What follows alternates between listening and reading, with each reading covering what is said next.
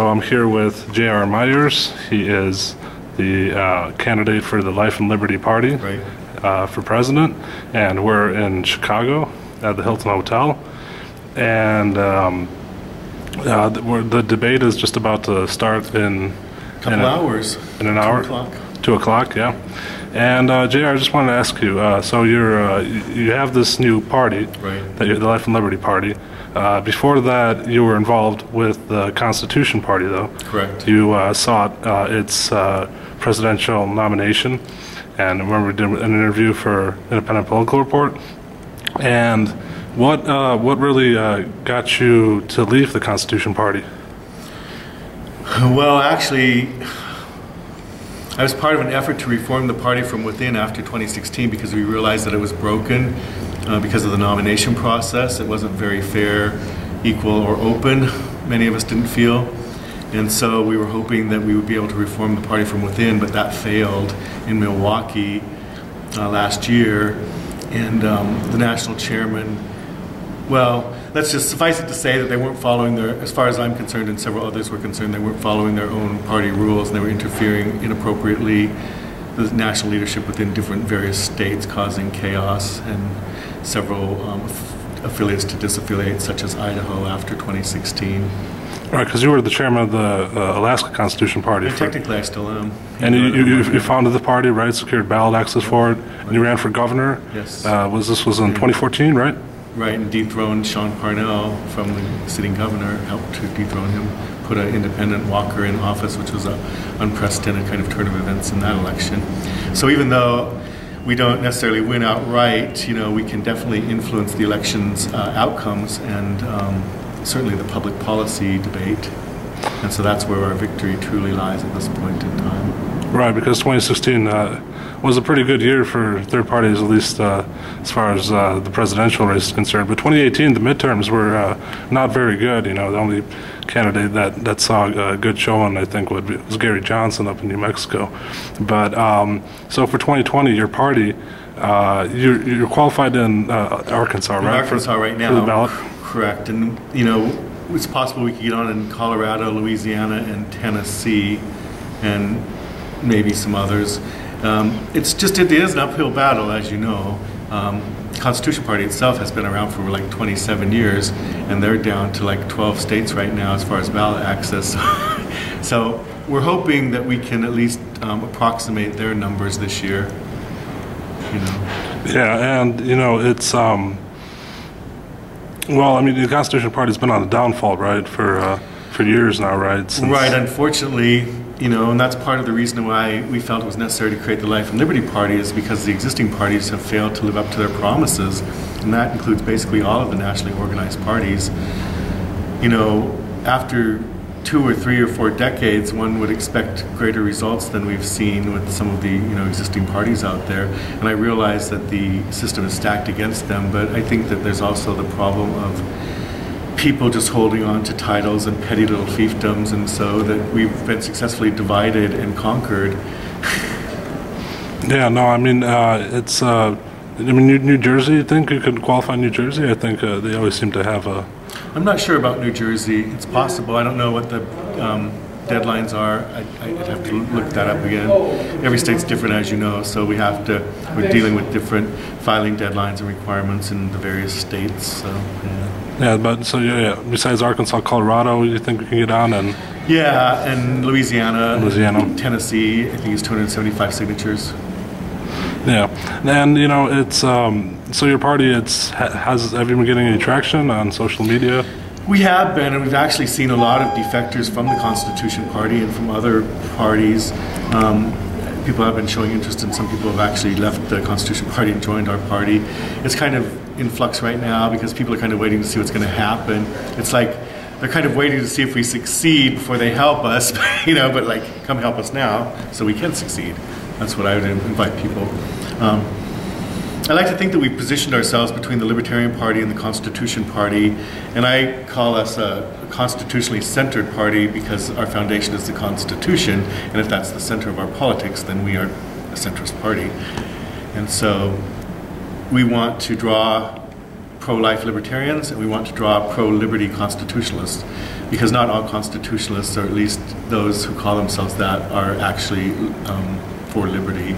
Well, because there's been, accusations leveled that the Constitution Party is theocratic in nature, has a strong kind of Bible-thumping faction, to use that term, which I don't like. But you may get an interesting take from Mr. Kraut on that, because he shared some things with me earlier today, but I won't go into that. He'll have to share that with you, but relating to that. And you mentioned that about Don Blankenship. He was originally supposed to be here at the debate, right? And he was at the Boise debate, and I spoke to him there, and he said that he is getting a new book out based on his history with the feds and his incarceration and all that, with the mine explosion and the deaths of the 29 miners. And so his editor was calling him to work on that book, so he felt that it was more important to actually get that book out than to be here. So has he formally dropped out, or? I haven't heard a formal announcement that he's dropped out, but he strongly indicated that was probably what he was going to do when I spoke to him in Boise. So that's going to leave the Constitution Party in a further quandary, since he was the top vote getter in California out of the Constitution Party candidates. Right, I think he got like 20%. But they haven't counted all the votes yet. But I mean, that leaves him kind of without a big name and a big funder too. He's a rich man, and he could have funded ballot access drives for the CP. He told me he was not going to do that. Yeah. And so I don't know where they're going to get their ballot access resources. I don't see any evidence that they are. It's very difficult. In fact, with all the other parties, Bloomberg and everybody throwing all the money into the race, I think they just sucked up all the activists and a lot of the time on the airwaves and everything. So that made it increasingly difficult for new movements to get started that aren't well heeled. So yes, any loss of a patron like Blankenship would be a severe blow. So I mean, if he does pull out, I mean, do you think it's likely that he will? I do. Yeah. I mean, I don't want to speak for him, but it seems that way. Yeah, that'll leave Charles Crowd as the front runner. Well, and then there's Sam Tittle as well. Don Grundmann too. Don Grundmann and Dan Cummings. Right, from Wyoming. Yeah, now he's back in Utah, but yes. He was ran for governor, I think, in Wyoming. He's running for the House in Utah right now. In Utah, yeah. Which, but I mean, in terms of the Constitution Party, I mean, you were at the 2016 convention, and obviously, I mean, from what I've heard, it was stacked in favor of Darrell Castle, who jumped in at the last minute, right? That's how many of us felt about it. We didn't feel that it was a fair, equal, open process, and there was party bosses pulling strings behind closed doors, which is the same problem you see in the Republican Party, the Democratic Party, the Green Party, and the Libertarian Party. So, that's why I'm saying all of the parties have failed in their promises. And that's why you decided to form your own party, right? Right, because we thought, I was with the Constitution Party for 15 years, more or less, and trying to reform such an entity from within is a very daunting task. I don't know if it's even possible. We basically lost our coalition on the executive committee that was trying to reform it, and so that it became apparent that was not going to be possible in the near term. So rather than investing any more time, I just decided to go my own way, because I was tired of actually existing within an increasingly hostile political environment. At the last national meeting I went to, the Constitution Party meeting, I felt very alienated. All right, Cody Kirk, the owner of American Third Party Report, he had the Clearing Call to Unite committee, was trying to bring all these minor parties under, together, Constitution Party, the Independent American Party, and which is what we need, right? Because united we stand, divided we fall. We're definitely falling. But again, going back to the petty tyrants in charge of these types of things, they prefer their titles and their minuscule territories to welcoming new blood and encouraging leadership and growth. So your party is, what's the membership party? Do you know? Well, we don't know. I mean, because we don't have voter registration anywhere at this time. So it's really hard to say. I'd say, we're just a handful, as any starting party is. Can we count the votes in California supporting our party? I'll claim that. So there's several thousand there, over 5,000 in Tuesday for me. So I consider that those, were meant for our party, because not hidden the fact that we're building this coalition, the Life and Liberty Party, and a coalition. So it's not just Life and Liberty Party, but other parties that may wish to join us. It may be in flux. They may come and go. You know, different elections, different parties, different alignments. And then, I mean, I'm assuming you'll file for write-in status in as many states as you can, right? That's the plan, yes. Again, it's a daunting prospect, but we know that, you know, we probably won't reach the 270 magical threshold for theoretical victory of the Electoral College. That would be nice if we could, but I think only 3 parties are going to make that, maybe the Greens, maybe 4 parties. I don't think the Constitution Party itself is even going to make the 270 threshold this year. Yeah, no, I mean, and do you have any candidates running for Senate, Congress? Not at this time. We thought that we were going to have a couple of congressional candidates, but, you know, people are a lot of talk, but when it comes down to the walk, you know, they kind of split and run the other way. I think that's common with third-party politics, right? A lot of people just don't want to invest in their time and energy in something that's ultimately a futile effort. Or they right? feel it's futile because they think they see electoral victory as the only victory, and if you dissect it in that way, it's going to seem apparently futile. But as I said, if it's about changing the public dialogue, the discourse, you know, influencing elections, we're quite capable of doing that, and we have already done that. So have you selected a vice presidential candidate yet? I have not yet. I'm talking to a couple people, actually. There's a couple different prospects out there, so we'll see. We'll probably have to wait till after the Idaho election and see what happens. Is that on March 10th? Yes. The primary? And there's, I think, is there 6 candidates along with you? Yes, there's 6 altogether. Right. So it's myself, Dan Cummings, Charles Kraut, Don Blankenship, Don Grundman, and Sam Tittle. And it's a binding. The results are binding, right? That is right? a binding primary, yes. Unlike California or Missouri. Because in 2016, Idaho had its own nominee. Right, and that was Scott Copeland. Scott Copeland, and you were the vice presidential candidate. Yes. Yep. And so the way Idaho works is they prefer that the presidential candidate and the vice presidential candidate come out of those 6 candidates. So that whoever wins the primary will select one of the others as their running mate. That's what they're hoping for. That's what they would prefer in Idaho. So how was your experience at that debate when you were? Well, it kind of was a little disappointing. There were probably about 20 people in attendance in the audience that were non-party that weren't directly involved in the debate. So that was kind of disappointing. But apparently there was another rally going on downtown in Boise that same night, or that day, which was a Bernie rally and then a Trump counter rally thing. So that's where everybody was. But we did have a good debate. It was collegial. It was civil. It lasted 3 hours. And Sam Tittle did have somebody recording it, so, and also Tony Ulrich was recording it, and so hopefully there'll be video that we can post online at some point in the near future. Yeah, no, I mean, it's just, it is hard for parties to the right of the Libertarian Party to really, that seems to be the only kind of, I mean, right or liberty-oriented party that has any kind of traction. And well, right, that's true, and you know, we're all going to have to rethink our strategies because of the increasingly restrictive ballot access laws, which are making it almost impossible for new parties to be ballot qualified.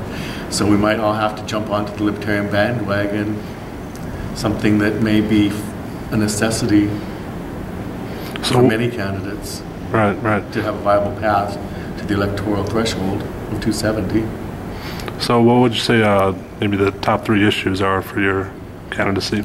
For me, it's ending the wars, and it's decriminalizing us, the United States, and it's to restore the Republic. That would be the best way to put it. Restore civility and restore the Republic. So what does that mean? So end the wars. So most of the military conflicts we're involved in are illegal, right?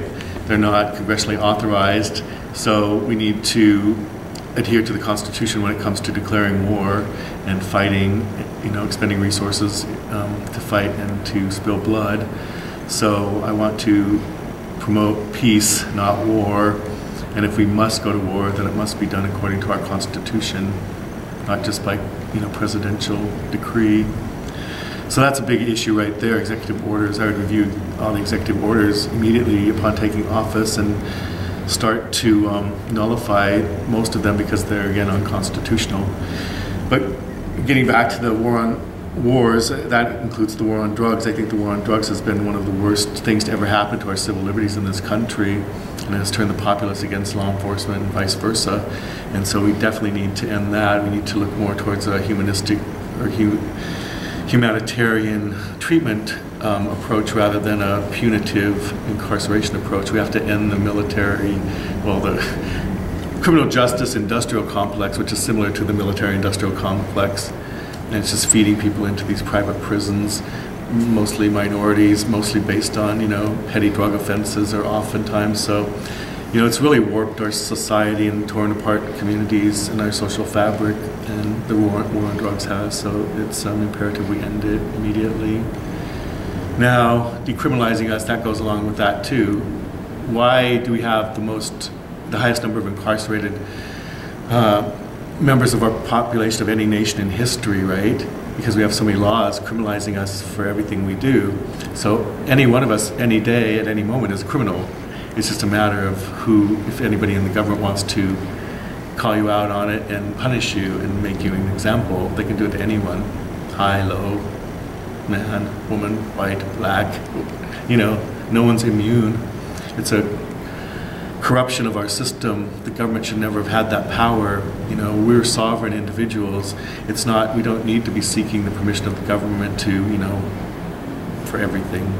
And that's what this soft nanny state has become, right? Kind of like in the guise of compassion, maternity, we've been smothered with these regulations and these rules, so we're no longer thought of as capable of adults, but as children that must be managed by the state. So that's a notion that we have to dismiss. I'm glad that Bernie's having some challenges now too, because, that route to socialism. But we have it on both sides. On the left you have socialism, on the right you have fascism. We don't need either extreme, right? We need a centrist government that's based on the Constitution, which upholds individual sovereignty, protects the rights of the minorities and the individual. That's the beauty of the Republic, wasn't it? So back to another campaign plank is Restore the Republic. I believe our Republic's not only in peril, but I don't even know if it's on life support. We need to resuscitate it. It's sad. Yeah, and when it comes to the war on drugs, I think you've worked as a drug counselor. Mm-hmm. I am a behavioral health director now, and I have a master of addiction counseling. So obviously you know a lot about mental illness and the struggles that drug addiction are correlated with that. Right. And you think there needs to be major reform in the mental health system in America? Absolutely, for sure. That's a whole nother topic, but yes.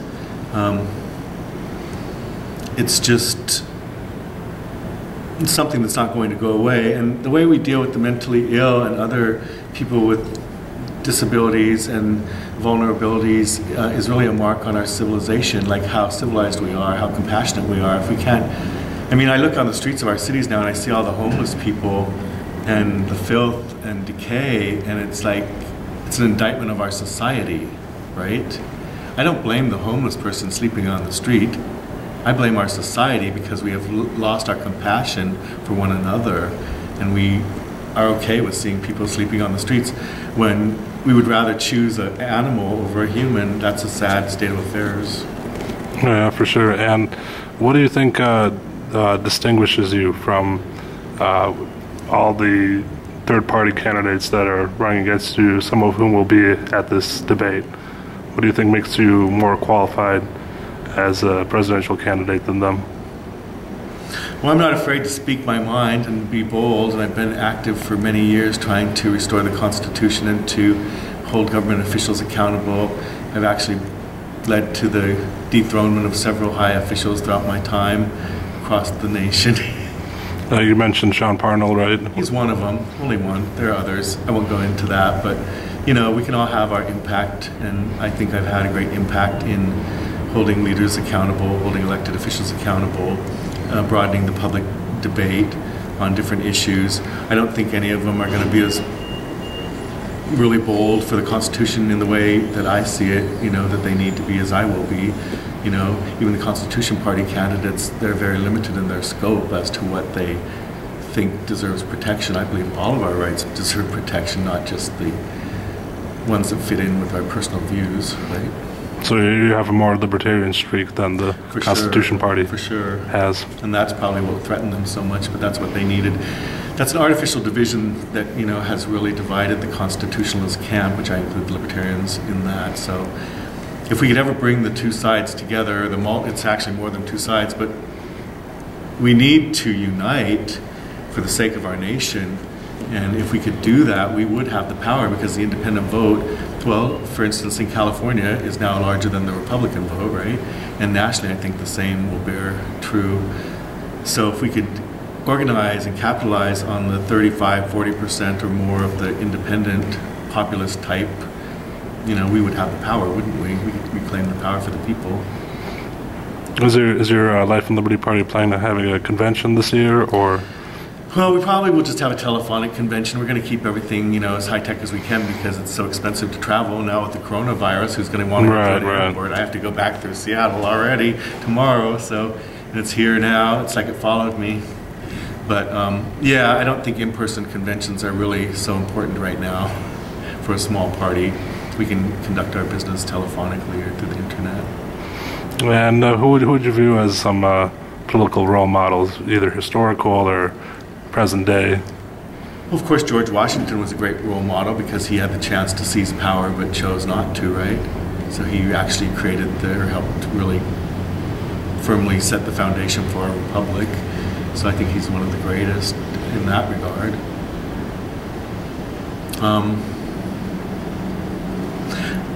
I have admired Ron Paul throughout the years in some ways. In other ways, not so much, but anyone who is willing to speak out outside the mainstream for liberty and for the Constitution is admirable, because it's not an easy thing to do. So anyone that wants to get out there and be a public figure, I say go for it. So I admire anyone. I admire all the candidates that are going to be here tonight, even though we are from widely divergent political ideologies. But the fact that they're willing to step forth and to speak, is really important. That's what we need to keep the republic alive. Unfortunately, too many people are afraid, and money has become too big of a factor, and that's why we are where we're at. So we need more of these things and less of the Bloomberg events. Right? Yeah, so you're looking... The oligarchs. Yeah, right. We need less of the American oligarchy and more of American populism. How's that? So you're looking forward to today's debate? I am. It's going to be very interesting. It's kind of... I don't know how, being divided into two different parts will be, but I guess they're going to bring us all together at some point tonight. So, I think it's a good opportunity it'll actually be my first national stage, I think, really, for me. So I think that'll be good to get that exposure for myself, for our party, the Life and Liberty Party, which, frankly, we've come an amazingly long way in a short time with few resources, so hopefully this will boost our fortunes even more. So that's your focus, is the presidential race, and then ultimately you're probably planning on building the party. It's a political realignment. I see a total political realignment occurring. Many parties are going to fracture even more than they have. I think we're going to we'll see if the Constitution Party can hold together. We'll see if the Greens can hold together. We'll see if the Libertarians can hold together. And what emerges is going to be a reconsolidation after this realignment, which is happening now. Right, it'll be probably a tough year for third parties with just the polarization in the country and everything. Yeah. But all the more important for us to be bold witnesses to our beliefs and to speak out. The more difficult it is, the more imperative it is that we provide that alternative voice, even though sometimes it feels like no one's listening or very few are. But again, the victory comes in being the witness to these things, I think, and affecting, just by being a witness and being present, we affect the outcome of the events. Yep. Even more so, we actually are giving alternatives that make sense, that are more viable than the existing power structure. Do you ever envision running as a Republican or Democrat and being a major party politician, or are third parties the way to go for you? Well, I'm hoping that the third parties can break out, at least one of them, and apparently it's going to be the Libertarians that are on the forefront at this time. But look at the division within the Libertarian Party. I don't know. And then sometimes I think, yeah, maybe it's just easier to go back to the GOP. I can never see myself as a Democrat. But, you know, the corruption is rife within both of the parties, so I just don't see, I can't imagine it really returning to the Republicans. So there's one thing, lastly, that could convince people to vote for you. What would it be, like your final pitch? My final pitch. Well, I believe in what I'm saying, so it's not just a political theater per se, you know. I think I'm pretty good at getting the word out. And so I think I've had to be creative in this campaign. So I think I've learned how to do things with a limited budget, which is important because our federal government spends way too much money, and we need a president who understands that and who can shrink government and diversify back to the states and localities, and that's what I would do. So I think, you know, again, I've been involved with this for a long time on all different levels. I'm all around the country. I see the people. I serve people, many minorities and underserved, vulnerable populations. I've been a public servant most of my life in various capacities. So I'm not getting rich doing this. I'm actually spending a lot of my own funds and energy doing it. So I guess it's a passion that's deep within me to get this word out, whatever I think I have to offer or to speak out. I don't know if they can all say that. Probably most of them are pretty passionate or they wouldn't be here, but I don't know. I just think I'm bold and I come from a different perspective. That would probably be the most I could say. All right, J.R., thank you. I appreciate your time today, and we'll have this. Hopefully, this will be posted on the American Third Party Report and Independent Political Report as well. And we're looking forward to today's debate and how you do. And yeah, and good luck today. Thank you, and don't forget to go to JohnRichardMyers, MYERS.com or LifeAndLibertyParty.com. All right, thank you. Thank you.